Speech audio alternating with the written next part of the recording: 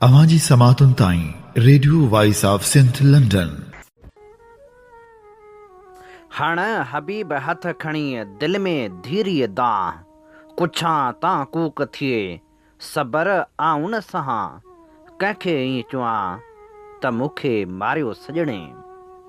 भलारे भिटतणी जे भलारे बैत सां मुंहिंजो ही आवाज़ मुसाफ़िर radio voice of Sindh London तां थिए दुनिया जी कुंड कुड़छ ताईं, जंहिंजा माग ॿुधिजे पियो उन्हनि मिड़नी महिरबाननि खे सिक भरियो सलाम इशाल क़बूल पवे। 13 मार्च 2025 ख़मीस जे ॾींहुं प्रोग्राम सोच वीचार साण करे आऊं अवां जी ख़िदमत में हाज़ुर आहियां जो पंहिंजो मेज़बान हबीब लगारी। प्रोग्राम जी शुरूआत में अव्हां लाइ इहा ई दुआ, जिते बि हुजो सुख सलामती सां हुजो, शाल कॾहिं बि ॾुखियो ॾींहुं न ॾिसो। दुनिया जी कुंड कुड़छ में जिते बि रहो सिंध लाइ, सिंध वासियुनि लाइ ऐं दुनिया जे मज़लूम माण्हुनि लाइ जा खोड़ींदा रहो। शाल अव्हां जा ख़्वाब तबीरनि सां लही सघनि। इहो बि सच आहे त हक़ीक़तनि खे केतिरो बि लिकाइजे पर हक़ीक़तूं कॾहिं बि लिकी नाहिनि सघंदियूं। 8 जुलाई 2024 ते ऐवान सदर में थियल हिकु इजलास में सदर आसिफ ज़रदारी पारां बलूचिस्तान जी 7,13,000 एकड़ ज़मीन खे सिराब करण लाइ कच्छी कैनाल ते कम खे तेज़ करण ऐं मनसूबे खे 1.5 साल अंदरि मुकमिल करण जी हिदायत कई वई। हुन ग्रीन पाकिस्तान इनिशिएटिव जे इजलास में स्ट्रेटेजिक कैनालनि जी तमीर ते ज़ोर भरियो। उन्हनि वाहन में Chashma right bank canal, Kachhi canal, Cholistan canal, greater Thal canal ऐं रीणी कैनाल शामिल हुआ। सदर न रुॻो उन्हनि मनसूबनि जी हिमायत कई हुई पर उन्हनि जे तकड़ी तकमील ते ज़ोर बि भरियो हो। हुन वाहन सां गॾु मौजूदु सरकारी ज़मीन जे इस्तेमालु करण ते बि ज़ोर भरियो हो। हुन इरसा जे तनज़ीमी ढांचे खे तब्दील करण या आपाशी निज़ाम खे जदीद बणाइण ते बि ज़ोर भरियो हो। इहा ॻाल्हि 100% सच ते मबनी ऐं इहो साबित करे थी त सदर पाणी वाहन जी तमीर जी हिदायत कई हुई। हाणे जॾहिं हू चवे थो त सिंध जे पाणी ते वधीक कैनाल जी इजाज़त नथी ॾेई सघिजे त हाणे 2 ॻाल्हियूं थी सघनि थियूं त या त सदर ज़रदारी 8 जुलाई 2024 ते कूड़ ॻाल्हाए रहियो हो, या वरी 10 मार्च 2025 ते असल मसइलो इहो आहे त सिंध अंदरि अवामी रद्द अमल एतिरो शदीद हुयो जो उनजो मुक़ाबिलो करणु पीपल्स पार्टी जे वस में न हुयो। हाणे जॾहिं सदर ज़रदारी इस्टेब्लिशमेंट खे अखियूं ॾेखारण जी कोशिशि कई आहे त उनजो नतीजो सिंध में करप्शन जे नयनि कहाणियुनि तौरु साम्हूं अचण सां शुरू थी वेंदो। अजब करप्शन जूं गज़ब कहाणियूं ऐं दस्तावेज़ साम्हूं ईंदा जो माण्हू हैरान रहिजी वेंदा। जंहिं सरकार खे उहो वाहन जो फ़ैसिलो वापसि वठण जो चई रहियो आहे, सा हुकूमत ख़ुदि पीपल्स पार्टी जे रहम करम ते हली रही आहे। जेकॾहिं PPA पंहिंजी सपोर्ट वापसि वठे त हुकूमत ढही पवंदी। इन वक़्तु जॾहिं PP अशराफिया जी पार्टी बणिजी चुकी आहे, सिंधी अवाम इस्टेब्लिशमेंट खे गॾु खणी हलण वारी पॉलिसी नाकाम थियणी हुई। हाणे जॾहिं तहरीक इंसाफ़ कैनालनि ख़िलाफ़ ठहराव आणण जो ऐलान कयो आहे, तॾहिं अपोज़िशन लीडर उमर अयूब पंहिंजे ख़िताब में चयो आहे त ॾिसूं त PP उन ठहराव जी हिमायत करे थी या सिंध जी पुठी में खंजर हणे थी। हुन जो वधीक चवणु हो त NFC का इजलास नहीं कॉल किया गया, पर यहां पे डंडे और सोटे के जोर से अहकामात आए और ये कहते हैं जी हम लोगों ने दरियाए सिंध का पानी जिस पे सारे सूबों की मांगी होगी वो पानी आज खुद मरकजी हुकूमत जो है वो उठा के सिंध में दे देगी। और भाई क्यों? हमने ये रेजोल्यूशन हम लोग ला रहे हैं जनाब चेयरमैन पाकिस्तान तहरीक इंसाफ, हमारे सुन्नी इत्तेहाद काउंसिल अपोजिशन की पार्टियां, हम लोग यहाँ पे हाउस में देंगे, चाहे वो उस पर वोटिंग हो ना हो। हमारा काम है, हम लोग वो रेजोल्यूशन लाते हैं, हम लोग देखते हैं आसिफ अली जरदारी या आप खुद या पीपल्स पार्टी के जो लोग हैं सारे के सारे, आप सिंध के इंटरेस्ट को, आपकी गवर्नमेंट है वहां पे, आप उसको सपोर्ट करते हैं या नहीं करते हैं? अवाम कम अज कम हम लोग साफ होंगे। हम लोगों का जो मौक़िफ़ है हम लोग सामने रखेंगे सिंध की अवाम के सामने, पाकिस्तान की अवाम के सामने, कि अपोजिशन ने आपके हकूक के बारे में आवाज उठाई, पीपल्स पार्टी और मुस्लिम लीग नून ने आपके पीठ पे खंजर खोबा। ये हम लोग करेंगे जनाब chairman. Radio voice of Sindh London तां अवां जी ख़िदमत में प्रोग्राम पेश कयो पियो वञे सोच वीचार जे हिन सफ़र में आऊं अवां सां मुखातिब अवां जो पंहिंजो मेज़बान हबीब लगारी। साईं मुंहिंजा वज़ीर अज़म शहबाज शरीफ़ अल कादर ट्रस्ट जा 190 मिलियन पाउंड तालीम ते ख़र्च करण जो फ़ैसिलो कयो आहे। वफ़ाक़ी सेक्रेटरी तालीम महिउद्दीन अहमद वानी जो चवणु आहे त 190 मिलियन पाउंडनि मां इस्लामाबाद में पाकिस्तान जी सभ खां वॾी आर्ट एंड टेक्नोलॉजी जी वॾी यूनिवर्सिटी क़ाइमु कई वेंदी। दानिश स्कूल बि ठाहींदासीं। समूरी रक़म तालीम ते ख़र्च थींदी। हुन चयो त इस्लामाबाद जे समूरनि सरकारी स्कूलनि में न सिर्फ़ु तालीम पर खाधो बि मुफ़्त फ़राहम कयो पियो वञे। आर्टिफिशियल इंटेलिजेंस समेत वॾे पैमाने ते टेक्नोलॉजी जी तालीम बि शुरू कई वई आहे। पहिरियों भेरो प्राइमरी में AI तालीम ॾिनी पई वञे। ॿिए पासे सिंध जे सञाह वंदनि उन रक़म ते सवाल उथारे छॾिया आहिनि त इहा रक़म बहिरिया टाउन जी हुई जेका सिंध में इस्तेमालु थियण बदिरां इस्लामाबाद में कीअं ख़र्च थी रही आहे। सिंध ॾुखनि ॾोलावनि जो घर बणिजंदी पई वञे। हाणे त ज़ुल्म जी इंतिहा इहा आहे जो मासूम ॿारड़ा बि महफ़ूज़ न आहिनि रहिया। मेहड़ में पिणु अहिड़ो ई दिलसोज़ वाक़ियो रोनमा थियो जंहिं सच त अखियुनि जे आरसियुनि में लुड़काणे छॾिया आहिनि। इंसानियत ते केतिरा ई सवाल उथारे छॾिया आहिनि। मेहड़ जी हाजन शाह कॉलोनी में जवाबदार 7 सालनि जी मासूम निगरी अज़मत सोडर खे मुबैना ज़्यादती जी कोशिश ऐं तशदुद बाद खेसि बेदर्दी सां क़त्ल करे लाश कब्रिस्तान में पूरे फ़रार थी वियो। इतला ते वारिस पहुता जिन निगरी जो लाश कढी तालके अस्पताल मेहड़ पहुचायो। फोती निगरी जे वालिद लियाकत सोडर ऐं अमड़ रोईंदे ॿुधायो त असांजी न्याणी पंहिंजे मासूम भाउ सां गॾु दरगाह हाजन शाह ते पाणी पीअण वई हुई त 30 सालनि जे जवाबदार जनसार नूनारी बेगुनाह मासूम निगरी ते वेशाणो तशदुद करे मथे में धक हणी खेसि क़त्ल करे कब्रिस्तान में पूरे छॾियो हो। जॾहिं त मासूम भाउ ऐं 2 ॿारड़नि अची घर ॿुधायो असीं पहुतासीं त मासूम ॿारड़ी मिटी में पूरियल हुई। ॿारड़ी जे जिस्म तां अध कपिड़ा लथल हुआ जंहिंखे खणी घर आंदो। हुन चयो त जवाबदार दरगाह हाजन शाह जो मुजावर आहे। जवाबदार दरगाह ते नशो वापराईंदड़ आहे ऐं हू दरगाह ते कमकार पिणु कंदो आहे। हुननि चयो त जवाबदार असां सां ज़ुल्म कयो आहे। खेसि गिरफ़्तार करे सख़्त खां सख़्त सज़ा ॾिनी वञे। वाक़े बाद पुलिस दरगाह हाजन शाह जे गादी नशीन नेक मोहम्मद पहवर खे हिरासत में पिणु वरितो हो। ही अहिड़ा वाक़िया आहिनि जेके इंसानियत सोज़ आहिनि ऐं केतिरा ई सवाल उथारे था छॾनि। जेसिताईं जवाबदारनि खे कानून मूजिबि सज़ा न मिलंदी ऐं हुकूमत संजीदगी सां अहिड़नि वाक़ियनि खे रोकण लाइ क़दम न खणंदी तेसिताईं मासूम ॿारड़ा ईअं ई वजूद वञाईंदा रहंदा। सिंधूअ दरिया जे जियापे जे लाइ जागीरदारीअ जो ख़ात्मो इंतिहाई ज़रूरी आहे। इन समूरी सूरतहाल ते नामियारो लेखक इरशाद लगारी लिखे थो, सिंधूअ जे जियापे लाइ जारी जदोजहद मरहलेवार समूरी सिंध खे पंहिंजे भाकुर में भरे रही आहे।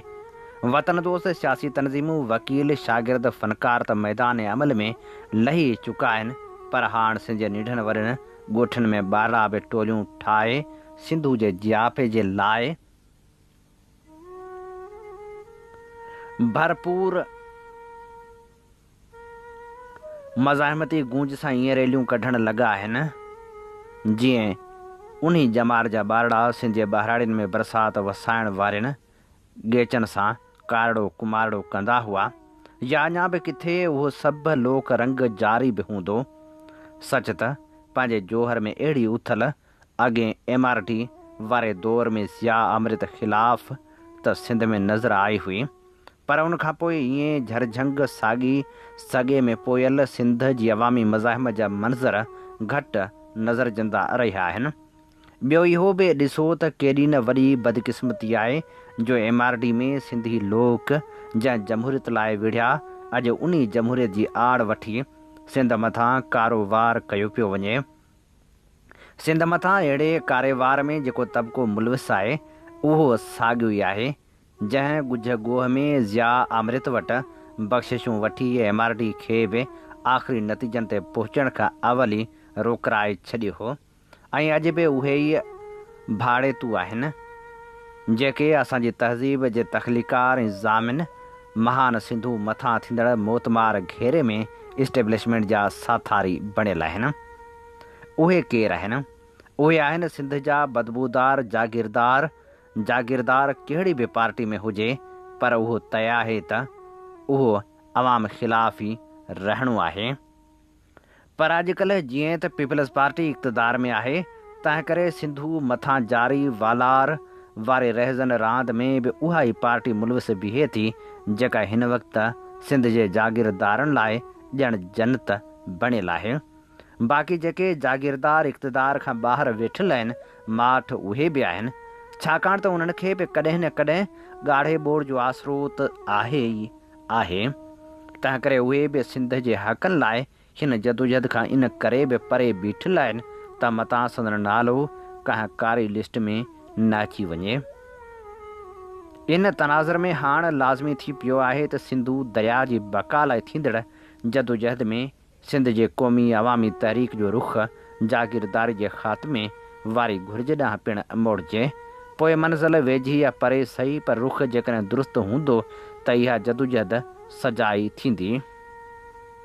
अहिड़ी निशानदही पाण इन करे पिया करियूं जो सियासत जे इल्म जी इहा ई तक़ाज़ा रही आहे त जॾहिं अवाम कंहिं वॾे तहरुक ॾांहुं वधणु लॻे तॾहिं ज़रूरत इन ॻाल्हि जी हूंदी आहे त उन तहरुक में उहे असल सवाल उथारजनि जिन ॾांहुं आम हालतुनि में अवाम घटि ध्यानु ॾींदो आहे ऐं सिंधू दरिया मथां थींदड़ वालार असांखे अहिड़नि सवालनि उथारण जो बहितरीनु मौक़ो फ़राहम कयो आहे। अहिड़ा सवाल उथारण लाइ हाणे असांजे रोशन ख़्याल तरक़ी पसंद वतन दोस्त धुरियुनि खे इंतिहाई ज़िमेवारी ऐं सम्झ सां अहिड़ो क़ौमी ज़ाब्ता इख़लाक़ ऐलानणु घुरिजे जंहिंमें उहो लीको निकितल हुजे त हाणे कंहिं बि सियासी इतिहाद में कंहिं वॾेरे या जागीरदार तोड़े मीर पीर खे नाहे शामिल करणो मुमकिन आहे। पंहिंजी इन ॻाल्हि सां उहे दोस्त इख़्तिलाफ़ रखनि जिन मूजिबि सियासत में कंहिं सां बि हथु मिलाए सघिजे थो पर उहो वक़्तु सिंध शायदि टिपी आई आहे ऐं हाणे फ़क़्तु उन्हनि सां ई वेही सघिजे थो जेके असांजे तबिके मंझां हुजनि। उन ॾस में ग्रैंड डेमोक्रेटिक अलायंस वारो तजुर्बो साम्हूं आहे। सिंध जूं उहे कोमप्रस्त धुरियूं जिन खे हूअं सिंधी अवाम वटां शायदि बहितर मोट मिलण जी उमेदु हुई से जॾहिं वञी GDA में शामिलु थियूं त पंहिंजो किरदारु ऐं असरु वॾे हद ताईं वञाए वेठियूं छाकाणि जो माण्हुनि ॾिठो त GDA में घणा ई उन्हनि जी हुई या अॼु बि आहे जेके सदाईं आमरनि जा सहूलियतकार रहिया आहिनि। सो हाणे अहिड़े कंहिं बि इतिहाद खां पासो करण जी घुरिज आहे अहिड़े वतन दोस्त धुरियुनि खे जिन जो मक़सदु कंहिं सिफ़ारिश ऐं इक़्तिदार माण न पर अवाम जी सघ सां हिन निज़ाम जी हक़ीक़ी तब्दीली आहे। आख़िर में पाण उन्ही पासे अचूं था जेको सिंधू दरिया जी बका वारी जदोजहद में अॻियां लाज़मी अचणो आहे। अहिड़ो पासो आहे समूरा सियासी फ़र्क़ ऐं इख़्तिलाफ़ विसारे वतन जे दिफ़ा वारी हिन जदोजहद में हिकु मुठ थियणु। हिन वक़्त ताईं पाण ॾिठो आहे त हर सियासी धुर तोड़े समाजी फोरमनि या फ़र्दनि पंहिंजे सिर पाण अलॻि मैदान में बीही पाण ॻणायो आहे ऐं सिंध सभिनी खे ॾिसी रही आहे। पर जॾहिं तव्हीं आम सिंधी लोक सां हिननि ॾींहंनि में मिलंदो त लोक उहो ई सवाल करे रहियो आहे त जेकॾहिं मक़सदु सभिनी जो साॻियो आहे त पोइ अलॻि अलॻि छो। ऐं पंहिंजे नज़र में उहो इंतिहाई अहम सवाल आहे। जेकॾहिं सिंधी अवाम खे अहिड़े सवाल जो महल सां मुनासिबु जवाबु न मिलियो त दरिया जी बका वारी जदोजहद जा उहे नतीजा शायदि न मिली सघनि जेके तारीख़ जी घुरिज आहिनि। इन ॾस में ज़ुल्फ़कार अली भुट्टे जूनियर 4 मार्च ते पुलिस तशदुद जो निशानो बणियल सिंध यूनिवर्सिटी जे शागिर्दनि सां यकजहती लाइ अचण महिल ॾाढी भली ॻाल्हि कई ऐं उहा समूरी सिंध में साराही वई। उहा ॻाल्हि कहिड़ी हुई? ॻाल्हि इहा हुई जो हुन मीडिया खे सवालनि जे जवाबु ॾींदे हिकु हंधि इहो चयो त आउं जिन शागिर्द दोस्तनि सां यकजहती लाइ आयो आहियां तिन जो ऐं असांजो सियासी पंध भले खणी मुख़्तलिफ़ हुजे, पर सिंधु दरिया जी बक़ावरी जदोजहद में असीं सभु हिकु आहियूं, गॾु आहियूं, छो त इहो असांजे वजूद जो गॾियल मसइलो आहे, असांजी ज़िंदगी ऐं मौत जो सवालु आहे। हा त बसि इन जज़्बे सां हाणे सिंध में अॻियां वधण जी घुरिज आहे। जॾहिं सिंध जूं समूरियूं वतन दोस्त धुरियूं हिकु मुठ थी बीहंदियूं तॾहिं तव्हीं ॾिसंदो त सिंध जो लोक कीअं थो पाण मल्हाए। पाण हिते वाज़े चऊं था त पीपल्स पार्टी खे इहा अजाई भुल आहे त सिंध जो अक्सरियती अवाम संदन मर्ज़ी खां सवाइ अॻियां न ईंदो। इहा भुल उन्हनि खे ज़हन मां कढी छॾणु घुरिजे। हीअ का इलेक्शन न आहे जंहिंमें जागीरदार इस्टेब्लिशमेंट जी पुठ सां राजनि खां वोट वठी सघनि। हीअ सिंधु दरिया जी बका वारी वेड़ आहे। हिन वेड़ जे अॻियां जेकॾहिं पीपल्स पार्टी रुकावट बणी त सिंध उनखे बि लोढ़े अॻियां वधी वेंदी। ऐं पाण हाणे चाहियूं बि अहिड़ी अवामी ॿोॾ था जंहिंमें उहे सभु जागीरदार सरमाएदार ऐं पीर मीर वॾेरा लुढ़ी वञनि ऐं सिंध खे उहा असल रोशन ख़्याल वतन दोस्त अवामी नुमाइंदगी मिली सघे जेका पंहिंजनि वसीलनि ऐं दंगनि जो दिफ़ा करण जे अहल हुजे। हीअ जागीरदार त सभु कुझु तीन वाल करे रहिया आहिनि। उन्हनि खे न त का लॼ आहे न लीह।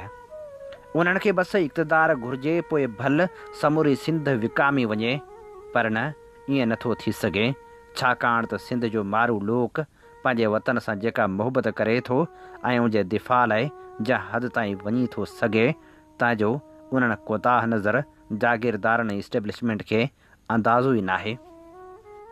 हीअ असीं अव्हांजी ख़िदमत में पेश करे रहिया हुआसीं नामियारे लेखक इरशाद लगारी जो लिखियल ख़ूबसूरत लेख। ॻाल्हि जॾहिं सिंधु दरिया जी हले पई ऐं कैनालनि जी, त असीं अव्हांजे समातनि जी नज़र करियूं था नौजवान शाइर आसिफ़ ज़ेब मलाह जी ख़ूबसूरत शाइरी ऐं आवाज़ आहे एडवोकेट मज़ना मुनवर जो।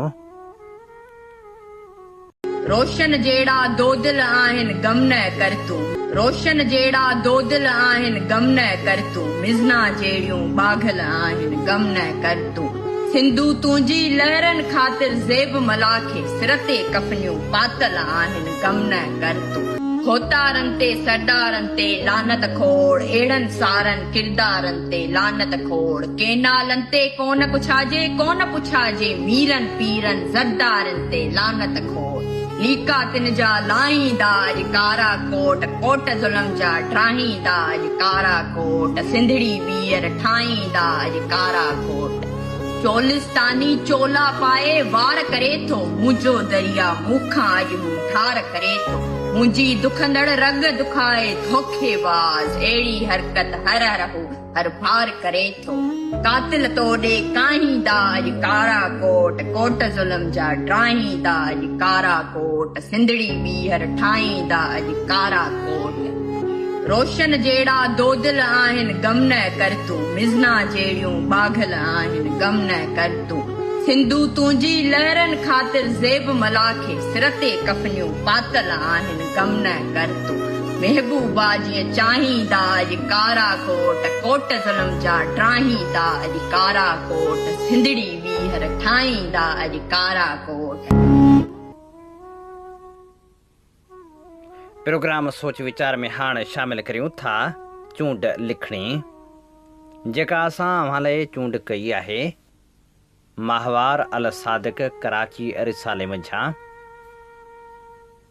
जंहिंजो उनवान आहे दरिया ऐं सिंध जी हाकिमियत में रुकावट। सिंध में धारियुनि जी गैर कानूनी लोध ऐं आबादकारी जो मामलो को नओं कोन्हे, पर बरे सगीर हिंद सिंध हिंद जे विरहाङे खां पोइ इहा लोध तमामु घणो वधी वई ऐं हिकदमि आबादी जे तनासब में गैर मामूली फ़र्क़ु अची वियो। हिंदुस्तान खां लॾे ईंदड़नि जो वॾो अंग लखनि जे तइदाद में सिंध में ख़ासि तरह सिंध जे गादी वारे शहर कराची में थियो। वेतर जॾहिं कराची खे वफ़ाक़ी दारुल हुकूमत बणाए सिंध खां जुदा करे छॾियो वियो त सिंधी माण्हू ॼण त कराची खां घणो कटिजी विया। वन यूनिट खां पोइ वरी पंजाब जी सरहद मौजूदा ख़ैबर पख्तूनख्वा मां बि वॾे तइदाद में माण्हुनि कराची जो रुख़ रखियो। अफ़गान भगोड़ा बि कराची में वॾे तइदाद में आबाद थिया। मुख़्तलिफ़ रिहाइशी स्कीमूं इन करे अमल में ईंदियूं रहियूं त उते धारियुनि खे आबाद करे सिंधियुनि खे जेके हूं बि कराची में अक़लियत में अची विया हुआ तिन खे अञा बि बेयारो मददगार कजे। 1986 में अहिड़ियुनि स्कीमनि मिसाल तौरु KDA जे Taiser town scheme number 45, Halkani town scheme number 43 ऐं स्कीम नंबर 42 ख़िलाफ़ डिस्ट्रिक्ट काउंसिल कराची हुकूमत खां घुर कई हुई त उन्हनि स्कीमनि खे रद्द करियो, छो त उन्हनि सां सोंगल, मघो पीर ऐं गाबो पट तपन जा केतिरा ई क़दीम ॻोठ मुतासिर थियनि था। हिन इजलास में KDA पारां देह पई आमरी स्कीम नंबर 33 में ॻोठनि डाहिण जी बि सख़्त मज़मत कई वई ऐं जेकॾहिं उहे स्कीमूं रद्द न कयूं वियूं त डिस्ट्रिक्ट काउंसिल जा समूरा मेंबर एहतजाजनि इस्तीफ़ाऊं ॾींदा। मथीं ॻाल्हि 1986 यानी अॼु खां तक़रीबन 35 साल अॻु जी आहे। उन्हनि 35 सालनि में अहिड़ियूं केतिरियूं ई स्कीमूं रूप इख़्तियार करे आबादी जे तनासर में ज़मीन आसमान जो फ़र्क़ु आणे चुकियूं आहिनि। ख़ुदि कराची शहर तक़रीबन 65% कंटोनमेंट एरिया आहे, यानी कराची शहर जे एतिरे हिसे ते बल्दियात या सिंध हुकूमत जो कंट्रोल नाहे। इन विच में इहा ॻाल्हि ज़रूरु थी आहे त सिंधी माण्हू खे इहो अहसासु थियो आहे त जेकॾहिं असां कराची जी मालिकी न कई त पोइ सिंध जी साह वारी रग कराची असां खां आसानी सां छॾाइजी धारियुनि जे कब्ज़े में अची वेंदी।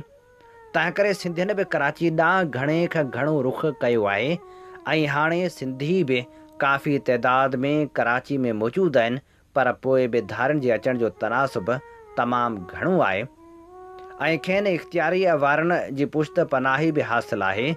माली एतबार सां बि हू मज़बूत आहिनि त संदन राब्ता बि हिक ॿिए सां सिंधियुनि जी भेट में वधीक आहिनि। कराची जे असलोकनि सिंधियुनि ऐं कराची खां ॿाहिरि सिंध जे ॿिनि ज़िलनि शहरनि मां कराची में आयल सिंधियुनि में बि मतभेद आहे ऐं राब्ते जो फुक़दान पिणु आहे। बहरिया टाउन हवाले सां क़दीम ॻोठनि ते कब्ज़े जी कोशिशि थी, जेके ॻोठ हितां जे क़दीम असलूकनि रहाकुनि जा आहिनि। हूं त समूरो बहरिया टाउन वारो मनसूबो गैर क़ानूनी कब्ज़े जो शाहकार आहे, पर हिन नाजाइज़ कब्ज़े ते असांजे आला तरीन अदालत तरफ़ां आइन ऐं क़ानून जी भञकड़ी कंदे ॼण त क़ानूनी हुजण जो सर्टिफिकेट मिली वियो आहे। जेको बि असांजे ख़्याल में चैलेंज थी सघे थो जो उहो फ़ैसिलो मक़ामी असलोकनि माण्हुनि खे ॿुधण बग़ैर ॾिनो वियो आहे ऐं इंसानी हक़नि जे आइन में ॾिनल ज़मानत ऐं तहफ़ुज़ खे बि नज़र में न रखियो वियो आहे ऐं ख़ुदि जेको फ़ैसिलो बहरिया टाउन जे मल्क रियाज़ सां थींदड़ बारगेनिंग जो सुप्रीम कोर्ट खे कहिड़ो इख़्तियार आहे, सो बि हिकु वॾो सुवालु आहे। हाणे वरी जेका नई गैर क़ानूनी कब्ज़े जी कार्रवाई आहे जंहिंजे ख़िलाफ़ सिंध इंडिजिनस राइट्स अलायंस पारां ऑल पार्टीज़ कॉन्फ्रेंस हादी बख़्श गबोल ॻोठ काठोड़ में 23 मई 2021 ते घुराई वई, जंहिंमें जमियत उलमा सिंध खे बि दावत ॾिनी वई। मुसमेत उलमा सिंध जे सदर जी हैसियत सां हिन कॉन्फ्रेंस में शिरकत कई। उते जमियत उलमा सिंध पारां के तजवीज़ूं लिखत में पेश कयूं, जेके हिते अव्हां जे आॾो बि पेश करियूं था। जमियत उलमाए सिंध इंडिजिनस राइट्स अलायंस पारां हिन इजलास में शिरकत जी कोठ ॾियण ते शुक्रियो अदा कंदे गौर फ़िक्र लाइ हेठि ॾिनल तजवीज़ूं पेश करणु मुनासिब सम्झे थी। नंबर 1, बहरिया टाउन ऐं समूरी सिंध में अहिड़नि तमामु मनसूबनि जी मज़मत जेके ग़रीब मक़ामी माण्हुनि जे ज़मीनुनि ते कब्ज़ा करे लालच ॾेई रस्ता ऐं गस बंदि करे ज़मीनूं विकिरो करण ते मजबूर करे ठाहिया पिया वञनि। सिंध ऐं सामूंडी पट्टी में अहिड़ी तरह बलूचिस्तान जी सामूंडी पट्टी ते वालार जी मज़मत, तारीख़ी मागन ऐं मकाननि जी तबाही ऐं माहौलियाती तबाही आणींदड़ मनसूबनि जी मज़मत, मौक़े परस्त माण्हुनि पारां रिश्वत खोर कामरनि जी मदद सां जाली ॻोठ ठाहे अफ़गानियुनि ऐं ॿियनि धारियुनि खे आबाद करण जी मज़मत, गलील क़ौमनि जे इदारे यूनेस्को खे क़दीम मागन जे तहफ़ुज़ लाइ लिख पढ़ करण जी तजवीज़।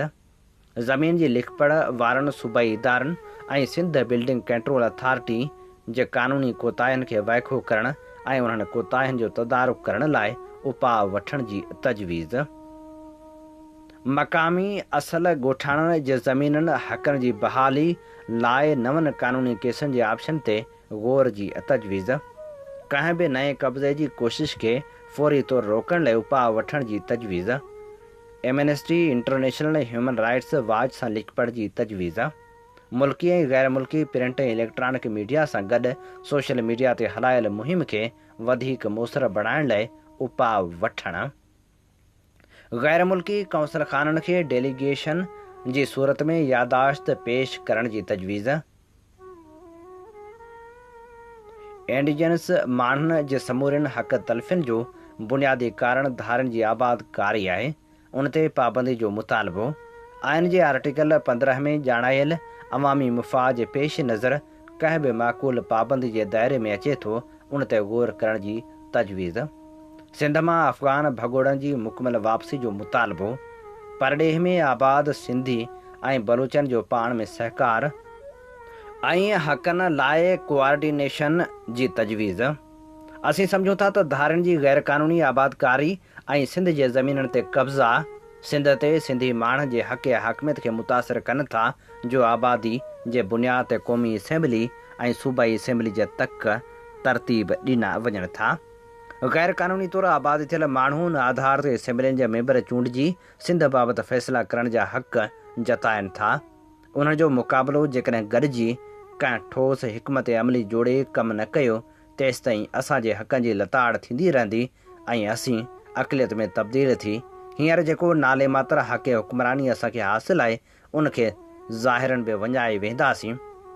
तंहिं करे ज़रूरत आहे त फ़क़्ति नारेबाज़ी खां परहेज़ कंदे संजीदगी सां को अमली प्लान जोड़ण जो असीं सिंध ऐं पंहिंजनि हक़नि जी हिफ़ाज़त करे सघूं। हीअ ख़ूबसूरत लिखणी असां अव्हां लाइ चूंड कई हुई अल सादिक रिसाले मंझां। अव्हां जी समातुनि ताईं radio voice of Sindh London. Radio voice of Sindh London तां अव्हां जी ख़िदमत में प्रोग्राम पेश कयो पियो वञे सोच वीचार। सोच वीचार जे हिन सफ़र में आऊं अव्हां सां मुखातिब अव्हां जो पंहिंजो मेज़बान हबीब लगारे।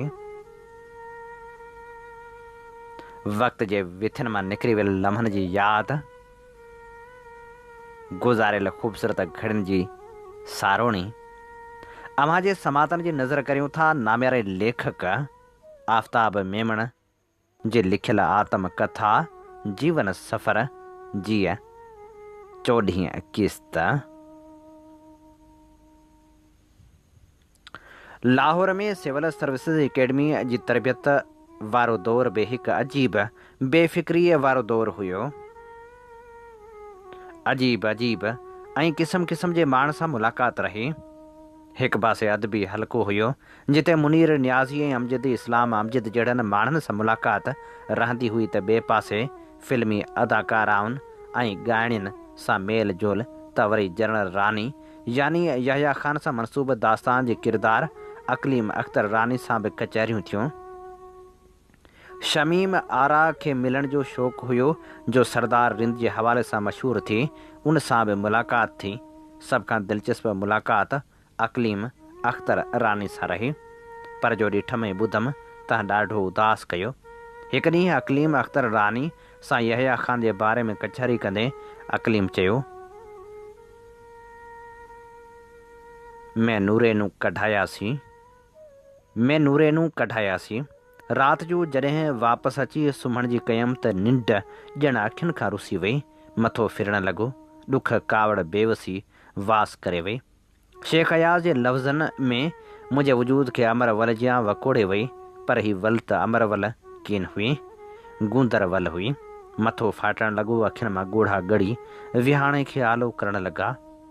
पासा वराईंदो रहियमि, मुतरके जियां नूरेनू कढायासीं मुंहिंजे दिमाग़ ते धक हणंदो रहियो।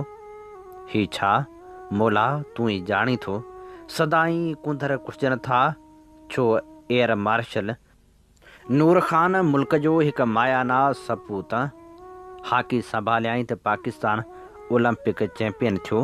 PIA जो मुख्य थियो त अमारात एयरलाइन, सिंगापुर एयरलाइन, अलाए केतिरियूं हवाई कंपनियूं संस ज़ेर निगरानी ठहियल इंजीनियरिंग, हवाबाज़ी, महिमान नवाज़ी जे इदारनि में तरबियत वठी दुनिया जो बहितरीन हवाई कंपनियुनि में शामिल थी वियूं।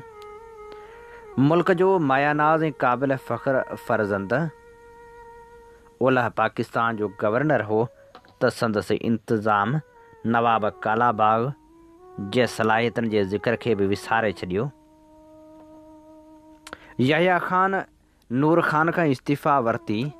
कंहिंजे चवण ते जनरल रानी अल मारूफ़ अकलीम अख्तर रानी मूंखे उन ॾींहुं शाम जो कचहरी कंदे ॿुधायो त हुन सदर पाकिस्तान आगा मोहम्मद यहया ख़ान खे चयो त जेसीं नूर ख़ान अवल पाकिस्तान जो गवर्नर हूंदो, हू न त ऐवान सदर ईंदी न ई सदर पाकिस्तान सां ॻाल्हाईंदी। सबबु कोन पुछियोमांसि। संस ॻाल्हि ॿुधी दिमाग़ वाइड़ो थी वियो।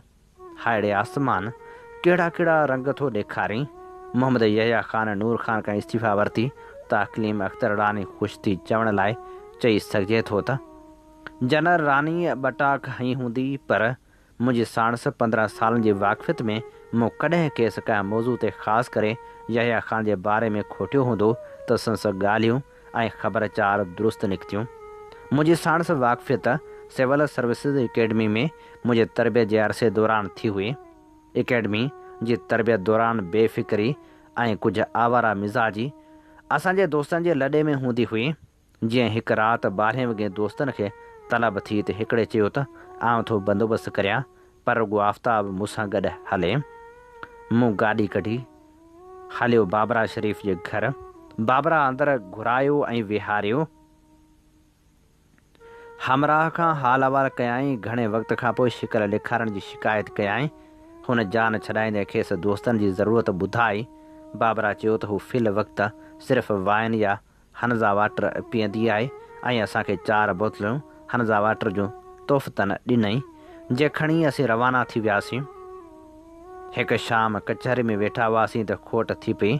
हाणे लाहौर शहर में 11-12 वॻे राति जो किथां खां शइ मिले। साॻे दोस्त चयो त खयों थो अचां। मूं ॾे इशारो करे चयाईं, पर ही मूंसां गॾु हलंदो। रस्ते में मूं पुछियोमांसि त पहिरियां ई बि हूअ जॾहिं बाबरा शरीफ़ खां हनज़ा वाटर खणणु हलियो त मुंहिंजी फरमाइश कयाईं, ऐं हाणे बि त हीअ हलंदो, छा वरी ओॾे ई हलणो आहे? चयाईं, हा, हिकु त हीअ सभु डिॼणा आहिनि। लाहौर पुलिस ॾाढी सख़्तु आहे। ॿियो बाबरा सां तूं पोएं वारी हैदराबाद जी बाज़ार जो ज़िक्र कयो हो ऐं संसा अज़ीज़नि जो ज़िक्र कयो हो। हूअ तोखे सिंधी वॾेरो ऐं फज़ीलत वारो सम्झे थी, तंहिं करे ॿिए माण्हू जो हुअणु शायदि पसंदि न करे। क़िस्मत अहिड़ी जो बाबरा शरीफ़ कोन मिली ऐं हमरा हिकु ॿिए घर वठी हलियो। हिकु थुली मतारी अधड़ोट औरत सां मिलायाईं। लिबर्टी मार्केट वटि घर हुअसि, महल जहिड़ो। उतां सामान खयोसीं। मूंखे औरत जो मुहांडो कुझु जातल सुञातल लॻो। ॿुधायमि त खिलियो ऐं ॿुधायाईं त मूं हुनजो फ़ोटू अख़बारनि में ज़रूरु ॾिठो हूंदो, जो हू ई मशहूरु ज़माना अकलीम अख्तर उर्फ़ जनरल रानी हुई। असांजे दोस्त जॾहिं खे सामान जा पैसा ॾिना त हुन आराम सां खणी पर्स में रखिया। मुंहिंजे हैरान थियण ते ॿुधायाईं त साईं, लाहौर में दाता दरबार खां सवाइ किथे बि ज़हर बि पैसनि खां सवाइ कोन मिलंदो। जेतिरा वॾा महल ओतिरा खोखला माण्हू। हीअ अव्हीं बेवकूफ़ सिंधी आहियो जो मुफ़्त में तोहफ़ा ॾींदा आहियो। ऐं अहिड़ी रीति अकलीम अख्तर रानी सां मुंहिंजी वाक़फ़ियत थी। मुंहिंजो जनरल रानी सां मिलण में वधीक उत्साह इन करे बि हूंदो हो जो आउं खांइसि सदाईं यहया ख़ान संस हुकूमत तोड़े अकलीम अख्तर ऐं यहया ख़ान जे वास्ते बाबति पुछंदो हुउसि। मुल्की तारीख़ जो हिकु बाब हो ऐं अकलीम अख्तर उन में हिकु अहम किरदारु करे मञियो वञे थो। ज़ाती तौर ते मूंखे यहया ख़ान लाइ ॿिनि सबबनि जे करे वॾी इज़त हुई। हिकु त हुन वन यूनिट टोड़ियो, ॿियो त जंहिं नमूने हुन इस्लामाबाद शहर खे अॾण वक़्तु उन प्रोजेक्ट जी जंहिं मिसाली ईमानदारी महिनत सां तकमील कई। पर माण्हू अंदरि हिकु न पर कई माण्हू रहनि था। छड़ो मिस्टर जेकाल ऐं हाइड जी कहाणी कोन हूंदी आहे। माण्हू में कई जहान वसनि था, के उजरात, के मेरा बि अहिड़ा जो संदन कुल कए कीते ते पाणी फेरियो छॾिन, चवनि था त आहरमन ऐं यज़दान जी वेढ़ आद जगाद खां हलंदी अचे। मुंहिंजी सम्झ में माण्हू जी क़िस्मत में पाप ऐं पुन जे बवाटे ते हलणु लिखियलु आहे। माण्हू फ़रिश्तो त कोन्हे। मक़सदु न त यहया ख़ान जी किरदार कशी हुई, न ई बाबरा शरीफ़ ऐं अक़लीम अख़्तर खे यादि करणु हो। मक़सदु सिर्फ़ु ही बयानु करणो हो त कैरियर जे अवाले ॾींहंनि में ही ॻाल्हि मूं ते आश्कार थी चुकी हुई त अमूर सल्तनत ऐं कार सरकार मूं जहिड़ा बाबू ऐं किलरख कोन हलाईंदा आहिनि। अमूर सल्तनत ऐं कार सरकार ते ममलकत ख़ुदादाद में कॾहिं गोरी रानी त कॾहिं कारी रानी अल मारूफ़ ब्लैक ब्यूटी त कॾहिं जनर रानी त कॾहिं संदन कबीलो कंहिं ॿिए नाले सां तसलत हासिल करे थो या असरअंदाज़ रहे थो। वक़्त जे फेरे सां गॾु वापारी दलाल मुख़्तलिफ़ इज़त भरिया नाला रखियो, क़ौमी तरक़ी जे रस्ते में थींदड़ काविशनि खे मजहूल कयो छॾिन। मथां को असां जहिड़ो भुलियल बाबू भाए त हूअ मुल्क में सुधारो आणींदो ऐं निज़ाम जी दुरुस्तगी कंदो। अक़लीम अख़्तर रानी सां मुंहिंजी मुलाक़ात हिकु हम पेशा दोस्त जी मार्फत थी। उन वक़्तु अञा असां ज़ेर तरबियत हूंदा हुआसीं। मुलाक़ात कराइण वारो दोस्त यहया ख़ान जे दौर में हिकु जनरल जो ADC हूंदो हो ऐं पोइ फ़ौज जे तरफ़ां सिविल सर्विसिस में आयो। ज़ियाउल हक़ जे दौर में फ़ौज मां सिविल सर्विसिस में 10% कोटा बाक़ाइदा राइज थी चुकी हुई। फ़ौजी ऑफिसरनि जो सिविल सर्विसिस में अचणु पाकिस्तान ठहिण खां पहिरीं रिवायत में हो।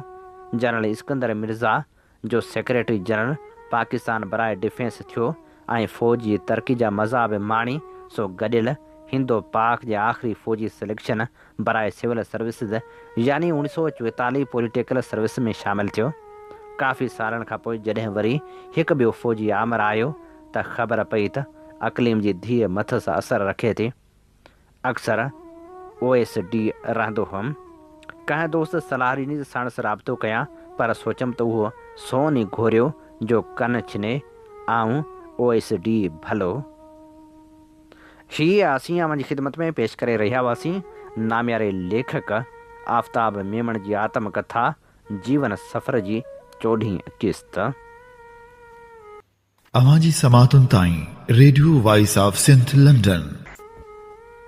Radio voice of Sindh London तां अवां जी ख़िदमत में प्रोग्राम पेश कयो पियो वञे सोच वीचार जे हिन सफ़र में आऊं अव्हां सां मुखातिब जो पंहिंजो मेज़बान हबीब लगारी। ऐं हाणे प्रोग्राम में पेश करियूं था इल्मी अदबी तक़रीबन जो अहवाल। सिंध सागर पार्टी पारां सिंध जे मुख़्तलिफ़ शहरनि में दुनिया जे अज़ीम इनक़लाबी अॻवान एशियाई इतिहाद जे प्रचारक सिंध जे क़ौमी रहनुमा सिंध सागर पार्टी जे बानी इमाम इनक़लाब उबैदुल्लाह सिंधीअ जी सालगिरह जे मौक़े ते तक़रीबूं मुनक़िद कयो वियो। सिंध सागर पार्टी पारां पार्टी जे सदर मंसूर जखड़ जी सदारत हेठि मुस्लिम टाउन कोटड़ी में तक़रीब मुनक़िद कई वई, जॾहिं त तक़रीब जो मौज़ू उबैदुल्लाह सिंधी ऐं हाणोकी सिंध हुयो। मुज़ाकरे में प्रोफेसर डॉक्टर अमीर चांडे, बख्शल थल्हे, डॉक्टर आदम बुट, अल्ताफ़ मलकाणी, प्रोफेसर मखदूम बिलावल, सारंग महर, सिकंदर खोसे, नूर बालादी, मोहम्मद अली गांगरे, सतार भुटे ऐं ॿियनि वीचार वंडिया। कलाकारनि सिकंदर बुर्दी ऐं इमरान सिंधी शाह लतीफ़ जी शाइरी ऐं क़ौमी गीत पेश कया। अवामी शाइर काज़ी बदर अवामी क़ौमी शाइरी पेश कई।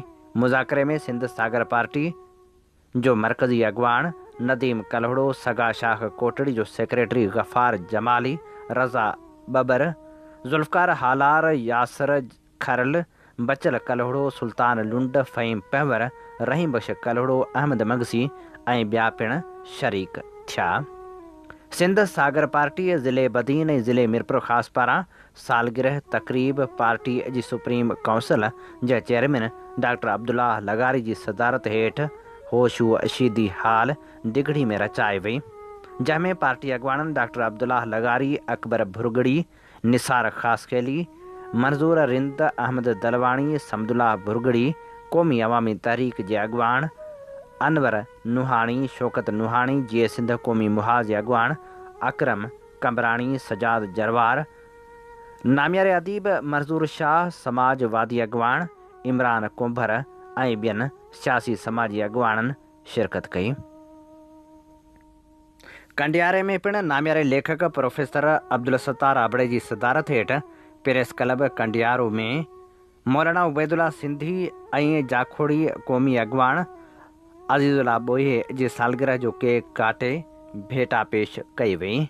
उन मौक़े ते प्रोफेसर अब्दुल सत्तार आबड़े, सिंध सागर पार्टी जे अॻवान अब्दुल जब्बार मंगरे, मसरूर आबड़े, एडवोकेट वज़ीर अहमद उॼण, इरशाद उॼण, सिंध यूनाइटेड पार्टी जे अॻवान अनवर सोलंगी, पुरहित मज़ाहिमत तहरीक जे अॻवान ज़ैन स्याल, सिंधी अदबी संगत जे गफ़ार अब्बासी, मंसूर आबड़े, अब्दुल जब्बार बुरड़े, दिल नवाज़ मंगरी ऐं ॿिनि मुक़ररनि ॿिन्ही क़ौमी सरवाण जी शख़्सियत ऐं जदोजहद जे बारे में वीचार वंडिया। जॾहिं त तक़रीब में फ़क़ीर दीन मोहम्मद गांघरे ऐं सॼण जोगी क़ौमी गीत ॿुधाया। सिंध सागर पार्टी ज़िले ख़ैरपुर मीरस पारां पिणु उबैदुल्ला सिंधी जी सालगिरह तक़रीब पार्टी जे मरकज़ी मीडिया सेक्रेटरी अल्ताफ़ हुसैन सिंधी जी सदारत हेठि ठेड़ी शहर में रचाई वई। तक़रीब में सिंध सागर पार्टीअ जे अॻवाननि अल्ताफ़ हुसैन सिंधी, असलम लांघा, ज़ाहिद मेमण, फ़हद मेमण, वसीम राजा लांघा ऐं सनाउल्लाह मेमण मौलाना उबैदुल्ला सिंधीअ जी शख़्सियत ऐं फ़िक्र ते रोशनी विधी। जॾहिं त सियासी समाजी अॻवान जो चवणु हो त उबैदुल्ला सिंधी आलमी सितह जो इनकलाबी अॻवान ऐं सियासी मुफ़कर हुयो, जंहिं न सिर्फ़ ॿोली ऐं सक़ाफ़त जे बुनियाद ते हिंदुस्तान खे 10 क़ौमनि जो खंडु करार ॾेई ख़िते में वतनी क़ौमियत जो बुनियाद विधो, पर साॻे वक़्तु निंढे खंड जे मज़लूम क़ौमनि जे अंग्रेज़ साम्राज खां आज़ादी लाइ अफ़गानिस्तान, रूस, तुर्की ऐं मके जा अड़ांगा पंध करे 25 साल जलावतनी काटी ऐं तकलीफ़ुनि खे मुंहुं ॾिनो। सिंधी साहिब जॾहिं निंढे खंड जे विरहाङे जा आसार महसूसु कया त सिंध सिंधियुनि जी आहे, सिंध हिकु मुस्तक़िल मुल्क आहे, सिर्फ़ सिंधियुनि खे सिंध ते हाकमे जो हक़ आहे जो नज़रियो ॾेई सिंध जी अलॻि वतनी आज़ादी जी ॻाल्हि कई। हीअ असीं अव्हांजी ख़िदमत में पेश करे रहिया हुआसीं इल्मी अदबी तक़रीबनि जो अहवाल।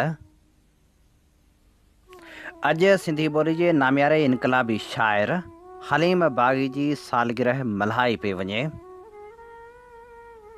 सिंधी ॿोली जे मज़ाहिमती शाइर हलीम बाग़ी जो असुलु नालो अब्दुल हलीम वल्द मोहम्मद सुमार सांद आहे। हुन 13 मार्च 1963 ते तारीख़ी ॻोठ रूहल वाय लॻ उमरकोट ज़िले मीरपुर ख़ास में जनमु वरितो। हुन इब्तिदाई तालीम प्राइमरी स्कूल हाजी काले ख़ान खोसे ऐं सानवी तालीम गवर्नमेंट हाई स्कूल उमरकोट मां हासिलु कई। MA सिंधी ऐं B फार्मेसी सिंध यूनिवर्सिटी मां हासिलु कयाई। B.Ed ऐं M.Ed पिणु सिंध यूनिवर्सिटी मां कयाई। संदसि मामो जुमन दरबदर नामियारो शाइर हुयो। अहिड़ी तरह ॼण त शाइरी हलीम बाग़ी खे घरां ई विरसे में मिली। हुन 1977 ऐं 78 धारे शाइरी शुरू कई। ग़ज़ल, नज़म, वाई ऐं बैत लिखियाई। हलीम बाग़ी जा नज़म मज़ाहिमत ऐं रोमांस जा शाहकार आहिनि, जिन सिंध जे केतिरनि ई नौजवान शाइरनि खे मुतासिर कयो आहे। न सिर्फ़ु शाइरनि खे मुतासिर कयो आहे, पर हूअ नौजवान टही जी नुमाइंदगी कंदड़ शाइर आहे। संदसि शाइरी जो किताब शहर जाना केतिरा ई भेरा छपजी चुको आहे। संदसि ॻोठ रूहल वाय में ज़िले इंतिज़ामिया हलीम बाग़ी लाइब्रेरी पिणु क़ाइमु कई आहे। हलीम बाग़ी लिखे थो, ही संगरनि जी मौसम, सदाउनि जी मौसम, ही ताज़ीर जी रुत, वफ़ाउनि जी मौसम। असांजे ई रत सां किरड़ हू ककोरिया, वरिया वरिया बहाउनि जी मौसम। जे जलंदो त झूना गढ़ हाण जलंदो, आचारण जे चित में चिताउनि जी मौसम। जा हलंदे ई बदिले, जा खिलंदे ई मटिजे, सा तुंहिंजे अखियुनि जे अदाउनि जी मौसम। अव्हां जे अखियुनि खां वठी दार ताईं, असां लाइ ख़ताउनि जी मौसम। जे चोबक जी कड़कड़, हीअ ॿेड़ियुनि जी खड़खड़, ही दड़कनि दॿाउनि पुछाउनि जी मौसम, अला कोन ॼाणे पिरीं केरु माणे, गुलाबी गुलनि जे फिज़ाउनि जी मौसम, बहारनि जी मुंद पंहिंजे वारे ते ईंदी,